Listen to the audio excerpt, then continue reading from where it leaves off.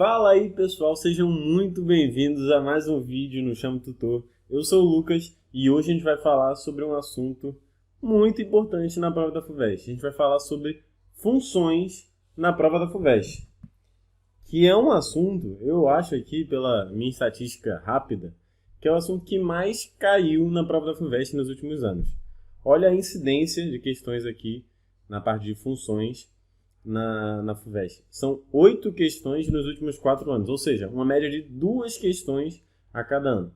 Ano passado, só caiu uma questão, essa aqui que a gente já vai resolver daqui a pouco. E então, para manter essa média aí, né, eles devem cobrar mais funções nesse ano. É uma aposta minha que vai cair com força esse ano, funções. E então, bora lá resolver essa questão. Mas antes disso, se inscreve no nosso canal, deixa o like, faz um comentário aí se você gostou, se você gosta dessa matéria, se você gosta de funções, se você está preparado para a prova da FUVEST, que vai cobrar funções, e bora lá. Então, ó, vamos pegar essa primeira questão aqui de 2020, que é uma questão que fala sobre função do segundo grau. Ó, a dona de uma lanchonete observou que, vendendo um combo a R$10, 200 deles são vendidos por dia, e que, para cada redução de R$1 nesse preço, ela vende 100 combos a mais. Nestas condições, qual é a máxima arrecadação diária que ela espera obter com a venda desse combo? Então, pessoal, a gente tem que anotar a lógica da questão aqui. Ó. Ela vendendo a um certo preço, vai ter um certo número de vendas. Como é que vai funcionar isso? Se ela vender a R$10, o enunciado diz para a gente que ela faz 200 vendas. Agora, para cada R$1 que ela tirar desse preço, ou seja, se ela vender por R$10 menos X, digamos assim, ela vai vender 100 combos a mais. Então, ela vai vender 200 mais 100x, ou seja, X é o quanto ela tirou em reais. Esse número está relacionado à quantidade de vendas da seguinte forma. As vendas vão aumentar em 100x caso ela tire x reais. Ok? Então, o que acontece? A gente tem o preço. A gente tem as vendas. A gente quer saber a arrecadação. Como é que a gente vai fazer para calcular a arrecadação da dona da lanchonete? A arrecadação funciona assim. É justamente o preço que você está cobrando multiplicado pelo número de vendas que você fez. Para o caso geral que a gente está querendo determinar, a gente vai pegar justamente o preço 10 menos x, ou seja, em função desse desconto, e o número de vendas de 200 mais 100x, também em função desse desconto. Então isso aqui vai ficar, a arrecadação A vai ser igual a 10 menos x, que multiplica 200 mais 100 vezes x. E aí, pessoal, aqui a gente vai ter que aplicar a distributiva para chegar no valor da arrecadação. Ó. 10 vezes 200 vai dar 2.000. Eu estou fazendo esse produto aqui. 10 vezes 100x vai dar 1.000x. Agora vamos pegar o menos x aqui, ó. Menos x vezes 200 vai dar menos 200x. E menos x vezes 100x vai dar menos 100x ao quadrado. Então, a arrecadação dela é menos 100x ao quadrado, mais 1.000x com menos 200x vai dar mais 800x. Isso aqui mais 2.000. Então, a gente chegou à função que determina como que a gente vai ter, como que ela vai arrecadar dinheiro em função do quanto ela vai dar de desconto, né? E repara que esse é um gráfico, é uma função do segundo grau. Uma função do segundo grau tem como gráfico uma parábola. Às vezes é uma parábola assim, ó, com concavidade para cima, e às vezes é uma parábola assim, com concavidade para baixo. No nosso caso, até pelo fato dele querer um ponto de máximo, a gente já sabe que ele vai querer, ó, uma parábola com concavidade para baixo. Por quê? Porque uma parábola com concavidade para baixo tem um ponto de máximo. Então é ela que a gente quer, beleza? Mas como é que a gente saberia isso? Justamente pelo termo que acompanha o termo de segundo grau, né? o x ao quadrado, ser negativo. Esse aqui a gente costuma chamar de a, né? O a é menor que zero. Então, isso aí já diz pra gente que essa função ela vai ter uma concavidade voltada para baixo. E aí como é que a gente vai fazer para calcular o ponto de máximo dessa função? É justamente calculando a coordenada y do vértice. O y do vértice a gente calcula assim, ó. Ele é calculado como menos delta sobre 4a. Caso você não lembre o y do vértice, você pode calcular o x do vértice, que é menos b sobre 2a, e aí depois você jogar na função, que você vai também retirar o y do vértice. Então isso aqui vai ser, o y do vértice vai ser menos, o delta é b ao quadrado menos 4ac, b é 800, o a vai ser menos 100, e o c vai ser 2000. Então isso aqui vai dar isso aí tudo dividido por 4a. 4 vezes menos 100. Então, vamos atacar essas contas aí, ó. Ali em cima, antes de mais nada, ó, dá para cortar esse menos com esse menos aqui, ó. Vai dar tudo certo. Ali em cima vai ficar 800 ao quadrado menos... Vamos tentar fazer essa conta aí ficar mais simples. 800 ao quadrado. E ali, ó, o que vai acontecer? Repara que a gente vai ter menos com menos aqui vai dar mais. Isso aqui daria mais 400, né? Menos 4 vezes menos 100. E aí tem um 2000 ali. O que a gente pode fazer? 2000 é a mesma coisa que 2 vezes 1000. Então, se eu multiplicasse 400 por 2, seria 800. Isso vezes 1000. Então, mais 800 vezes 1000. Por que eu estou fazendo isso? Porque aí a gente vai poder colocar o 400 em evidência, né? O 800 em evidência, né? Vai ficar 800, que multiplica 800 mais 1000. E aí embaixo vai ficar 400. E olha que legal que vai acontecer. Vai cortar 400 com 800, vai ficar 2 em cima. Ali deu 1.800. 1.800 vezes 2 vai dar 3.600. Então olha que legal essa questão. A gente chegou aqui no gabarito na letra C de casa. Se você pegar para ver, ó, a tiazinha ali da lanchonete vendia R$2.000, né? 200 vendas de R$10 dava R$2.000. E aí agora ela vende 3.600. Tudo por quê? Tudo porque ela sabia calcular a função do segundo grau. Ela sabia mexer ali, ela anotou os dados ali na pranchetinha dela e chegou nesse valor. Olha que maneiro. Você também pode fazer isso aí na sua casa, ó. Aplicar a função do segundo grau, ó. Que beleza. E partimos para a questão de 2018 da FUVEST, que aborda um assunto muito legal, que é uma função trigonométrica. Bora ler o enunciado dela. Dá esse gráfico aqui e diz: admitindo que a linha pontilhada represente o gráfico da função f de x igual a seno de x, e que a linha contínua represente o gráfico da função g de x igual a alfa vezes seno de beta x, segue que... Então, a gente tem um gráfico lá, g de x igual a alfa seno de beta x. O que a gente tem que buscar entender? Entender quem é alfa e quem é beta. Como eles vão mexer na minha função. De que forma eles vão mexer na minha função. Então, eu quero que vocês pensem o seguinte.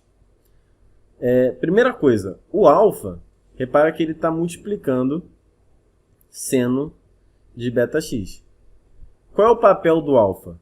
O alfa ele vai aumentar ou diminuir a amplitude dessa oscilação. Repara só, se o alfa fosse 1000, a gente teria uma oscilação bem maior, porque o seno ele é no máximo 1 e no mínimo menos 1. Ele sempre está ali entre esses patamares.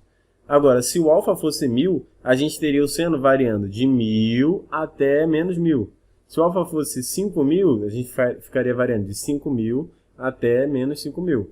Se o alfa for meio, a gente vai variar de meio até menos meio. O alfa está limitando onde o nosso seno vai. Então, esse é o papel do alfa. Ele limitar, achatar ou alongar a nossa função, né? Então, o que acontece? Aqui, no nosso caso, está o seno de x, né? Está em azul aqui. E aí, em vermelho, está a nossa função g de x. Repara que a nossa função ela tem os limites menores que a função seno de x. Ou seja, ela está meio que encaixotada num retângulozinho menor do que a seno de x. O que implica que alfa está limitando a nossa função. Ou seja, o alfa está certamente entre 0 e 1. Porque quando você pega um número e multiplica por um número entre 0 e 1, você consegue um número menor, né? Então, alfa certamente está entre 0 e 1. O que já vai cortar da gente? Alternativa B, alternativa C. E é isso. Agora, a gente saber qual é o papel do beta. O beta, vamos lá. Como é que a gente pode entender o beta? Vamos pegar o ciclo trigonométrico, tá? Eita, pessoal, fiz uma besteira aqui. Agora sim. Foi. Ciclo trigonométrico, vou desenhar ele aqui. Ele vai ser um cara assim, ó. Tá aqui o ciclo trigonométrico. Vocês sabem, aqui é seno, aqui é o cosseno. Esse círculo aqui tem raio 1. E, enfim. O que acontece? Aqui está o ângulo que está sendo percorrido, né? Essa função aqui nada mais é do que percorrer o ciclo trigonométrico nesse sentido aqui. Agora, se eu estou percorrendo esse ciclo trigonométrico, o que acontece se eu multiplicar o meu argumento, né, o x, por um número maior do que 1? Então, antes eu percorreria com uma velocidade, e quando eu multiplicar por um número maior do que 1, eu vou começar a andar com uma velocidade maior.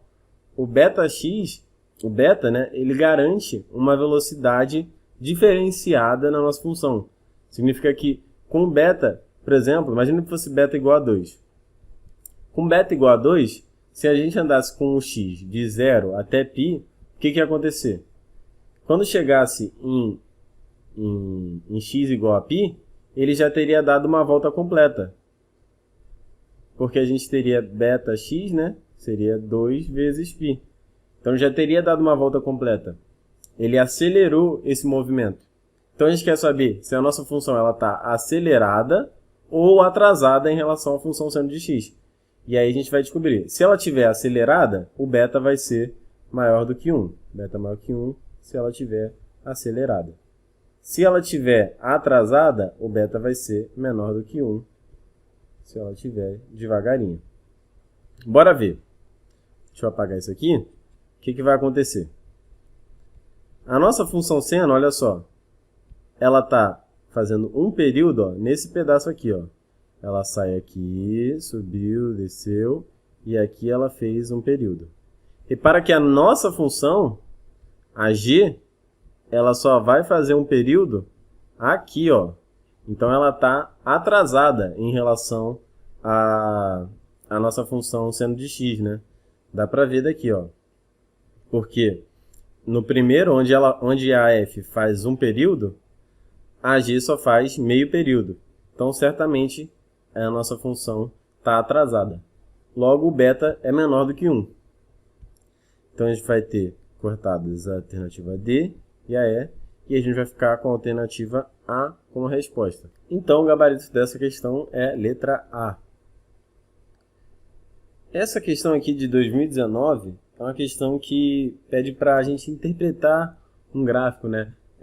Meio que criar um gráfico ali, mas é uma questão meio carteada, digamos assim. Ela a gente não vai calcular nada, a gente vai visualizar. Então, ó, o gráfico mostra a evolução diária em certo intervalo de tempo não especificado na abscissa de dois índices econômicos, normalizados para que as suas médias no mesmo período sejam ambas iguais a 1.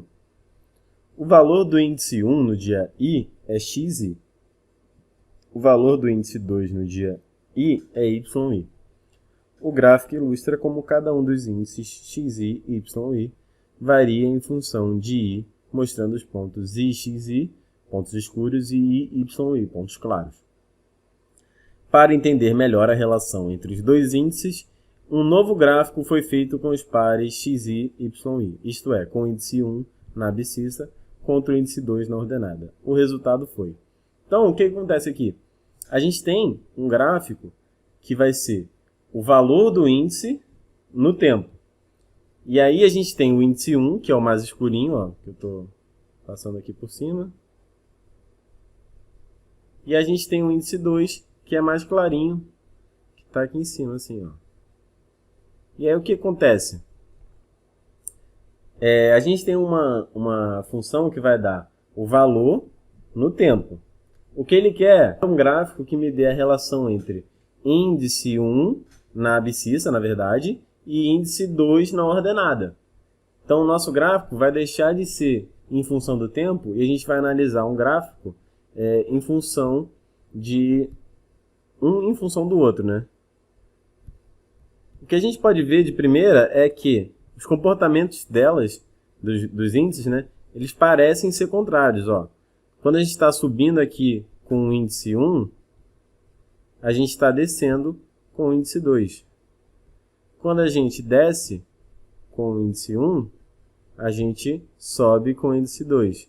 E assim vai, pessoal. Esse comportamento parece que vai se mantendo. Repara só. Significa que essas funções elas têm um comportamento contrário. Quando uma sobe, a outra desce. Isso já diz para a gente, né, já descarta para a gente as alternativas A alternativa E, a alternativa D, e a gente vai ficar entre B e C, né? Apesar de que não, né? Se você olhar, a alternativa C, as duas estão crescendo conjuntamente, então também não faz sentido. A alternativa correta é, de fato, a letra B. Isso daqui a gente ainda pode confirmar melhor ainda se a gente olhar aqui. Quando, aqui, lembrando, é índice 1 na abscissa, índice 1 e índice 2 na ordenada. Repara só, quando o índice 1 bater 1,2, olha o que acontece. Índice 1 batendo 1,2, ó. Tem esse ponto aqui e esse ponto aqui. O que acontece com o índice 2? O índice 2 ou está aqui em 0,9, ou ele está aqui, ó, um pouquinho abaixo de 0,8. E olha só o que acontece aqui. Quando o índice 1 bate 1,2, a gente tem o índice 2 batendo um pouquinho abaixo de 0,8 e um pouquinho acima de 0,9. Justamente como está ali no gráfico. Portanto, a resposta correta é a letra B. Uma questão que, por mais que possa gerar dúvida no enunciado, é uma questão tranquila. É uma questão que você pode garantir com um pouquinho de paciência ali na hora de ler o enunciado. É uma questão que você tem que garantir mesmo, porque ela não tem tanta dificuldade no cálculo, a dificuldade dela é na interpretação. Então, é uma boa questão para você que não gosta de fazer muita conta. Outra questão aqui, ó. 2019, também falando sobre gráficos. Um dono de restaurante assim descreveu a evolução do faturamento quinzenal do seu negócio, ao longo dos 10 primeiros meses após a inauguração. Até o final dos 3 primeiros meses, tivemos uma velocidade de crescimento mais ou menos constante, quando então sofremos uma queda abrupta, com o faturamento caindo a metade do que tinha sido atingido. Em seguida, voltamos a crescer. Igualamos 1 mês e meio depois dessa queda o faturamento obtido ao final do 3º mês. Agora, no final do 10º mês, estamos estabilizando o faturamento em um patamar 50% acima do faturamento obtido ao final do 3º mês. Considerando que na ordenada o faturamento quinzenal está representado em unidades desconhecidas, porém uniformemente espaçadas, qual dos gráficos é compatível com a descrição do comerciante? Então, vamos pegar aqui mesmo, pegar de novo o relato dele, ó. Até o final dos 3 primeiros meses, tivemos uma velocidade de crescimento mais ou menos constante. Então, vai ser uma reta, né? Como ele diz que é constante, vai ser uma reta. Ó. Então, isso aqui libera pra gente, ó, quase todas as alternativas, menos a A, porque a A ela tem dois comportamentos, ó, e não é isso que a gente quer um só. E a D também, ó, que ela sobe muito rápido aqui, mas nem termina o primeiro mês. Então, tá errado aqui. E aí fica... as outras alternativas todas estão junto com isso aí. E aí o que acontece? Ele diz depois que ao fim do terceiro mês eles têm uma queda abrupta. Ó, cadê? Eles têm uma queda abrupta no faturamento, caindo a metade do que tinha sido atingido. Essa queda aqui da letra C, se você reparar, é muito pequena. Não é metade. Não chega a ser metade. Já na letra B, bate metade, né? Faz sentido aqui. Se a gente for olhar no gráfico, realmente vai bater metade. Essa aqui não, então letra C foi embora. Letra E também faz sentido. E agora a gente tem que analisar o final, o restante. Ó. Em seguida, voltamos a crescer, igualando 1 mês e meio depois dessa queda, o faturamento obtido ao final do terceiro mês. Então, depois de 1 mês e meio, eles voltaram a faturar o que eles faturavam antes. Olha só, aqui 3 meses e um pouquinho, depois de 1 mês e meio, mais ou menos aqui, eles voltaram a faturar a mesma coisa. Então, faz sentido aqui na letra B, e na letra E também faz sentido, né? Eles voltam a faturar mais ou menos 1 mês e meio depois. Tudo certo.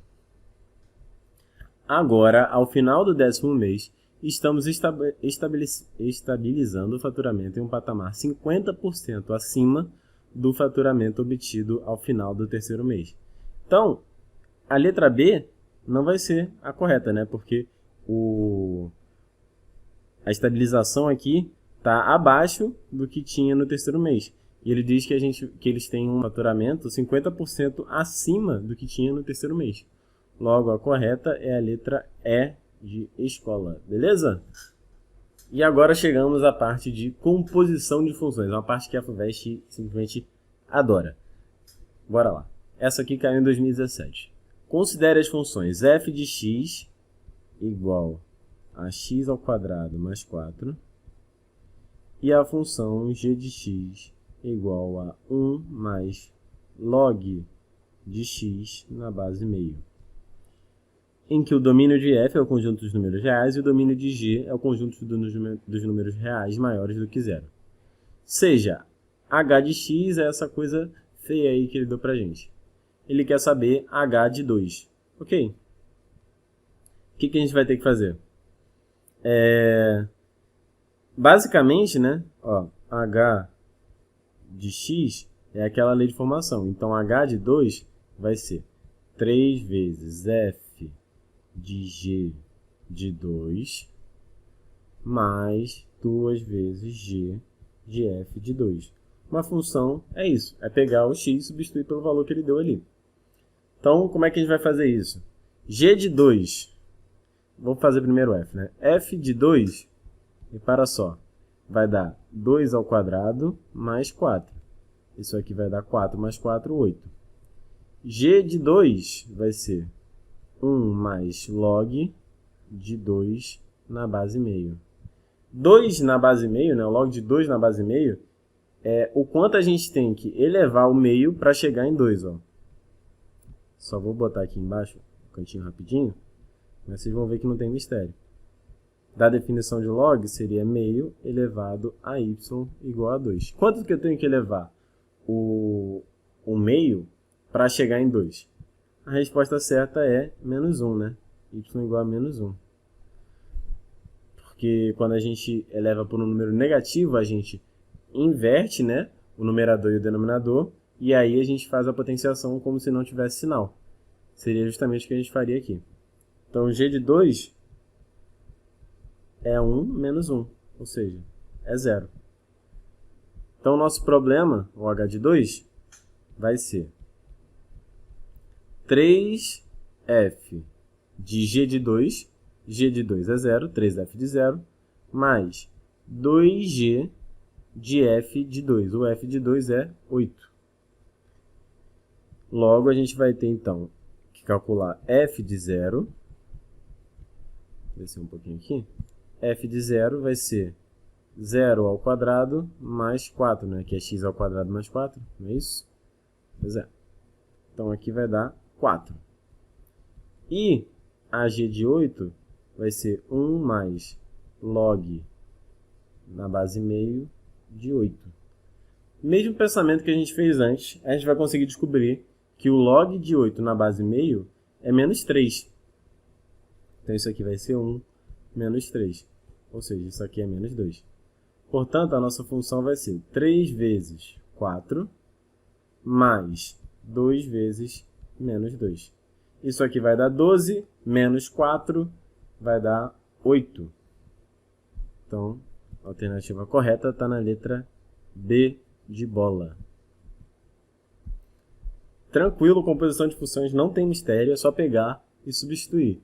Aqui a gente já fez direto com os números, mas na próxima questão a gente vai fazer como se fosse só usando as variáveis, né? A gente não vai substituir. Seja a função tananã, definida por isso aí, e a função g definida por g de x é igual a isso aí. Ele quer saber quanto que vale a g de x. Então, olha só. A gente tem a f de x, que vale 2x mais 1 sobre x menos 2. E a gente tem a g de x, que é a f de x. O que isso significa? A f de x. Significa que a gente vai pegar a f, que é essa função aqui, e a gente vai substituir o x pelo valor que está entre parênteses, f de x. Ou seja, a g de x vai ser 2 vezes f de x mais 1 sobre f de x menos 2. Só que a gente sabe quanto vale a f de x. Então, a gente vai ter 2 vezes. A f de x é aquilo ali, ó, 2x mais 1 sobre x menos 2. Isso aqui tudo, mais 1, dividido por 2x mais 1 sobre x menos 2. Menos 2. E aí, o que a gente vai fazer aqui? Vou tirar esse 2 daqui e vou multiplicar. Ficaria 4x mais 2. E aí agora a gente vai fazer o MMC aqui no numerador e no denominador. A gente ficaria com g de x igual 4x mais 2 mais x menos 2. Isso aqui dividido por x menos 2. E no denominador a gente teria outra fração. 2x mais 1. E aí multiplica menos 2 para esse cara aqui. Menos 2x. Cuidado com o sinal. Vou botar até com mais cuidado aqui, ó. Menos 2x menos 2. Isso tudo dividido por x menos 2. Repara que x menos 2 está embaixo nos dois. A gente pode cortar quando está assim. Isso aqui significa que vai ser 4x mais x vai dar 5x. 2 com menos 2 vai embora. Então, isso aqui vai ficar 5x. E aí embaixo, a gente vai ter 2x mais, vamos lá, aqui vai dar menos 2x, né? E ele vai dar mais 4. Então, 2x mais 1, menos 2x mais 4. Menos 2x com mais 2x vai embora. 4 com 1 vai dar 5. 5x dividido por 5, o 5 vai embora, é o próprio x. Então, a nossa função é g de x, a nossa função g de x é o próprio x. Então, chegamos no gabarito na letra E. Tranquilo, pessoal? Questão difícil, mas só fazer continha com cuidado para não perder conta e não errar nada nas contas, que vai dar certo. Essa questão aqui também é muito legal. Também é de composição de funções, só que agora a gente tem que fazer o gráfico da função composta. Repara só, ele dá para a gente a f de x, que é meio vezes 5 elevado a x, e ele dá para a gente a g de x, que é log de x na base 10. E aí a gente quer saber qual é o gráfico da GOF de x. Isso aqui nada mais é do que um jeito bonito de escrever g de f de x. E aí a gente vai fazer igual a gente fez na outra questão, pessoal. G de f de x vai ser pegar a g e colocar no lugar do x a f de x. Então, g de f de x vai ser igual a log de f de x, só que f de x é meio vezes 5 elevado a x, na base 10. O que isso implica? Vamos aplicar a propriedade de log, que é aquela propriedade assim, ó, quando a gente tem o log de a vezes b, a gente pode separar na soma dos logs, log de a mais log de b. Vamos usar essa propriedade aqui. Log de meio vezes 5x vai ficar log de meio mais log de 5 elevado a x. A gente pode deixar sem problema nenhum, sem o 10 aqui, porque o 10 é a base normal, né? A gente não precisa ficar escrevendo. E aí vamos usar outra propriedade para acabar com o problema, olha só. Quando a gente tem log de a elevado a b, a gente tem a propriedade do tombo. A gente pode pegar esse b aqui e colocar multiplicando o log. Ele cai ali, né? A gente dá o peteleco, ele cai. Então, a nossa GOF aqui, nossa g de f de x, vou escrever aqui embaixo para ficar mais bonito.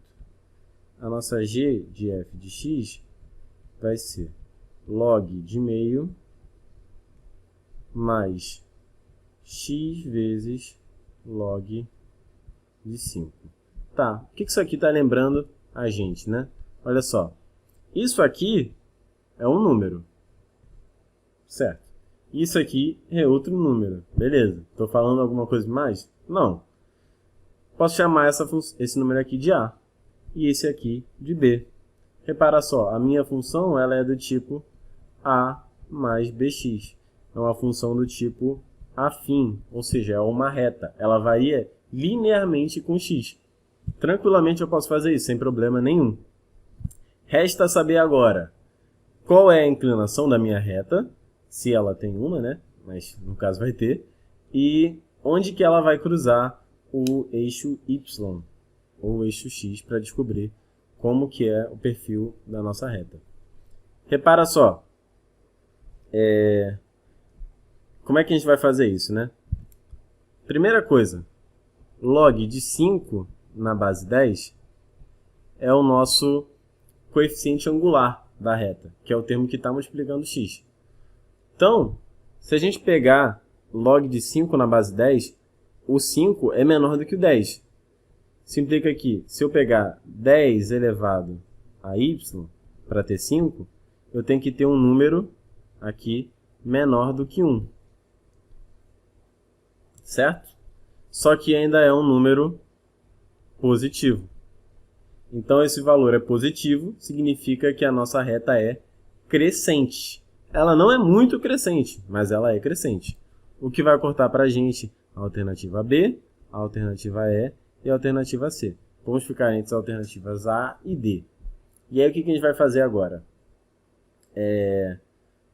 Para x igual a 0, a nossa função ela assume o valor A. Porque b vezes 0 vai dar 0. Então, a nossa função vai assumir o valor log de meio. Então, ó, para x igual a 0, f de 0. Para x igual a 0, f é igual a A. Quem é A? O A é log de meio na base 10. 10 elevado a A tem que ser igual a meio. O que a gente pode dizer sobre esse A? Ele certamente é menor do que 1, porque meio é menor do que 10. Mas vai além disso. O 10, quando a gente eleva ele a 0, ele dá o valor 1. Então, se a gente pegar o meio, é um valor menor do que 1. Significa que o A ele não pode ser só menor do que 1. Ele tem que ser, inclusive, menor do que 0. Então, o nosso gráfico vai cortar o eixo y em um ponto menor do que 0. Ó. Aqui, log de meio. Portanto, a alternativa D está errada e a alternativa correta é a letra A. Tranquilo? Vamos para a última questão. Essa questão aí, muita gente errou no ano, eu vi as estatísticas dela. É uma questão bem difícil mesmo, mas vamos fazer ela, que vocês vão ver que não tem tanta dificuldade assim quanto parece. Sejam DF e DG os maiores subconjuntos de R no quais estão definidas, respectivamente, as funções reais. Tá. Repara que as funções são bem parecidas. A única diferença é que f de x é uma raizona envolvendo tudo e g de x é uma raiz em cima e uma raiz embaixo. É a mesma coisa? Não é. Tem que tomar cuidado. Porque quando a gente tem duas raízes, a gente tem que garantir coisas diferentes do que quando a gente tem só uma raizona. Na verdade, a gente tem que garantir coisas a mais. O princípio é o mesmo, mas a gente vai ter que garantir essas coisas duas vezes, digamos assim. Considere ainda IF e IG as imagens de F e de G, respectivamente. Nessas condições, aí tem um monte de alternativa falando sobre o domínio e as imagens. Tá. Antes de tudo, o que é o domínio e o que é a imagem, né? O domínio são os valores de x que a minha função está permitida, digamos assim, de ter, né? A minha função, por exemplo, não vai estar permitida de ter valores que zerem o denominador. Isso é uma coisa que costuma dar problema. Costuma não, dá problema. E ela também não vai deixar, por exemplo, a raiz não vai deixar que tenha dentro dela um número negativo. Então, isso aí é uma restrição do domínio, quando a gente está falando dos números reais. E a imagem é o conjunto dos elementos que, de fato, tem uma função, tem o valor da função lá. É isso. Não tem muito mistério acerca da imagem, não. Ela é parecida com o conceito de contradomínio, só que são os valores que efetivamente têm uma função lá. Então, o que a gente pode fazer? Vamos calcular primeiro o domínio da função f. Quais são os problemas aqui da f?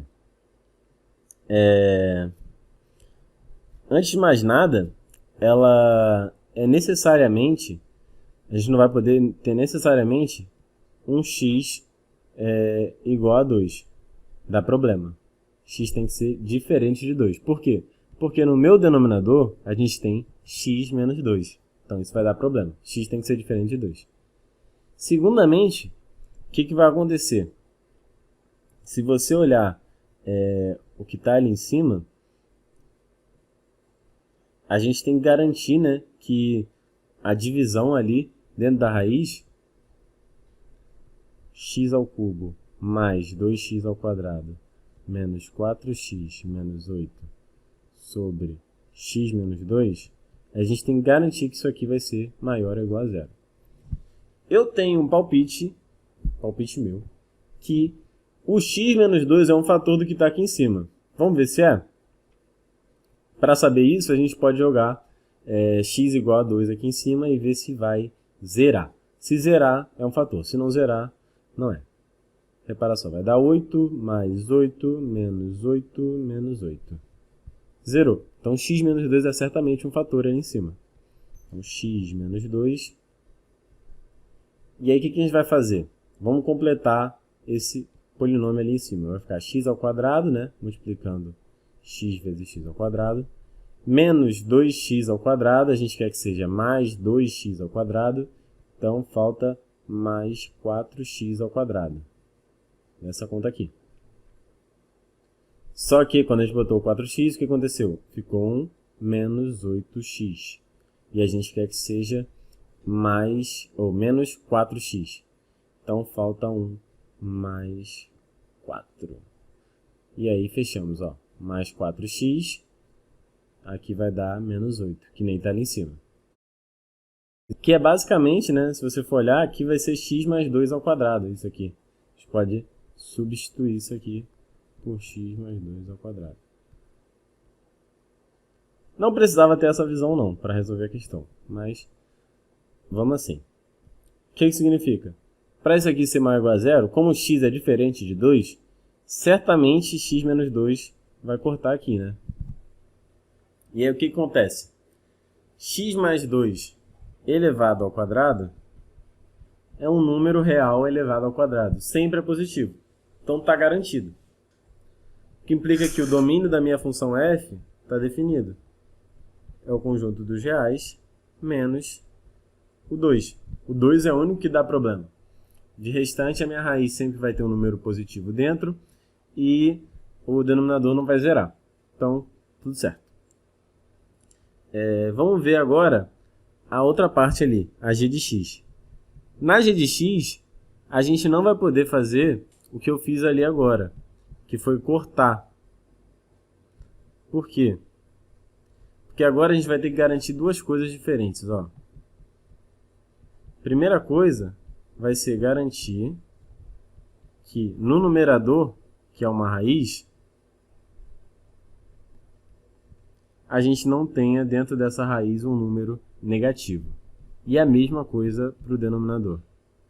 Para f, só bastava que o x fosse um número diferente de 2, para o denominador não dar zero.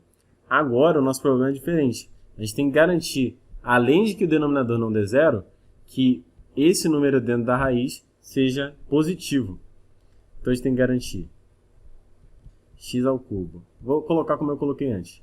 X menos 2 vezes x mais 2 ao quadrado, sendo maior ou igual a zero. E que x menos 2 tem que ser maior do que zero. O que implica que x aqui vai ser maior do que 2, né, dessa condição. E, caso x seja maior do que 2, repara só, esse cara aqui vai ser maior que zero, né, já daquela condição. E esse termo aqui é sempre maior do que zero para qualquer número real, porque um quadrado sempre é positivo. O que implica que o que a gente tem que garantir é que x é maior do que 2. Então, o domínio de G é diferente. O domínio de G são todos os números maiores do que 2. Ou seja, a gente vai pegar um conjunto aberto de 2 até mais infinito. Isso aqui significa que eu vou pegar todos os números de 2 até mais infinito. Repara aqui, deu realmente diferente, né? O domínio da F e o domínio da G deram diferente, apesar delas parecerem ser a mesma coisa. Então, olha só. A alternativa A já foi embora, porque DF não é igual a DG. Aí, a alternativa B também vai embora, porque DF e DG não diferem em apenas um ponto. Elas diferem em diversos pontos. DF, ela está englobando ali todos os números reais, até os negativos, menos o 2. Já a DG está pegando só um pedacinho dos números reais, está pegando de 2 para frente. Enquanto o DF, ele está pegando todos os números reais, com exceção do 2. Tranquilo? Então não diferem apenas um ponto, não. Aí, DF e DG diferem em apenas um ponto? Não. Falsa. DF e DG diferem em mais de um ponto. Aqui também diz isso. Então, D e E, ambas estão para o jogo ainda. Temos que falar agora sobre as imagens das funções. O que a gente pode ver aqui? Como é que a gente vai fazer isso? A função f de x, ela vai ser isso aqui, né, no fundo, ó. F de x, ela é a raízona de x menos 2, que multiplica x mais 2 ao quadrado, sobre x menos 2. O que isso quer dizer? Que ela é a raiz, ó, posso cortar x menos 2 com x menos 2, a raiz de x mais 2 ao quadrado. Raiz ao quadrado, toma cuidado, não é cortar só não. A gente tem que cortar, só que colocar entre módulo, porque raiz é sempre um número positivo. Então, a raiz de x mais 2 ao quadrado é o módulo de x mais 2. Significa que a imagem disso aqui é x positivo. X maior do que zero. Só não vai bater um caso, né? A gente só não pode ter x igual a 2, né? Se x tem que ser diferente de 2.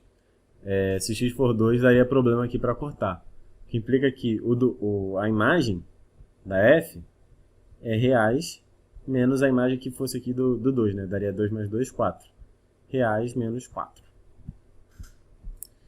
Já a imagem da g, vamos ver a g. A g de x, ela é raiz de x menos 2 vezes x mais 2 ao quadrado sobre raiz de x menos 2. Para a gente poder cortar as raízes, a gente tem que garantir que a gente vai pegar somente x maior do que 2, né? A gente viu isso lá no domínio, x maior do que 2. Então a gente vai cortar, porque a gente já garantiu que x é maior do que 2. E isso aqui vai ficar módulo de x mais 2. Mesmo valor. Só que as entradas são diferentes. Agora a gente só vai pegar x maior do que 2. Ou seja, a gente vai pegar 2,001, 2,002, 3, 4, 5, 6, 7. Que implica que essa função aqui sempre vai ser maior do que 2. Vai ser 2 mais um cadinho. Ou seja, essa função vai de 2 até mais infinito. Então, deram bem diferentes. Essa aqui é todos os números reais, menos o 4. Enquanto essa aqui deu 2 até infinito. Então, diferem mais de um ponto. Então, tanto DF e DG quanto IF e IG diferem em mais de um ponto. A alternativa é a correta. Essa foi a questão mais difícil do ano lá, que caiu em 2019, eu acho, 2018. Mas tentei ser bem claro nela, apesar dela ser difícil. Então é isso, pessoal. Espero que vocês tenham gostado do vídeo. Caso vocês tenham curtido, deixa o like, se inscreve no canal. Se vocês chegaram até aqui, vamos ajudar mais pessoas a poder consumir esse conteúdo, porque realmente eu estou dando gás para ficar bem bom mesmo. E, é claro, tem a nossa página no Instagram também, onde a gente todo dia posta algum conteúdo interessante. Se vocês quiserem ir lá curtir, eu deixei o link na descrição. E bons estudos, pessoal. Faltam apenas 2 dias para a prova. Eu ainda vou postar vídeo amanhã e vou deixar esses vídeos aí para vocês irem até o final, não desistindo dos seus objetivos, beleza? Valeu, tamo junto, tchau, tchau.